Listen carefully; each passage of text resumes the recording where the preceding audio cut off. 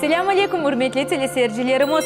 Здравствуй, дорогой телезритель! Сегодня мы приступим к изучению следующих букв крымско-татарского алфавита. Эл-арифы.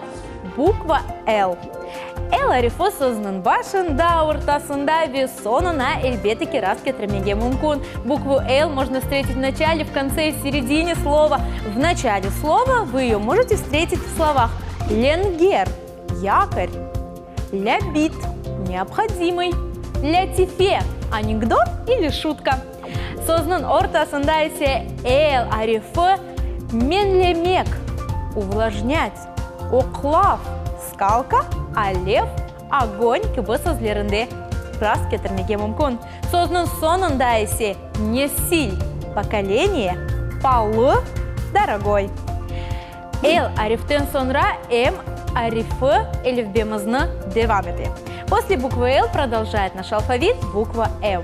Итак, буква М начинает такие слова, как мавам – процесс, маймул – юла, а слово маймун – это уже обезьяна. Всего лишь одна буква, но какие разные значения.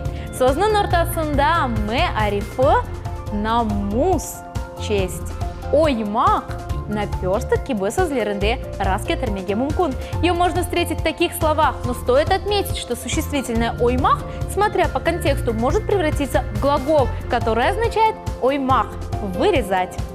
Сөзінің соңында мелем – лекарство. В переносном значении означает слово бальзам. Джаныма мелем кибо олды, как бальзам на душу. Сырым – утес. Тақвим – календарь. Если сайғылы біздің телесерджилеріміз тақвимлеріңізде дайыма гүзел күнлер олсын. Весіз, біз или олып дәрслерімізні қачырмаңыз. Итак, дорогие наши телезрители, пусть на ваших календарях всегда будет праздник, а в душе хорошее настроение. Оставайтесь вместе с нами и не пропускайте наши уроки.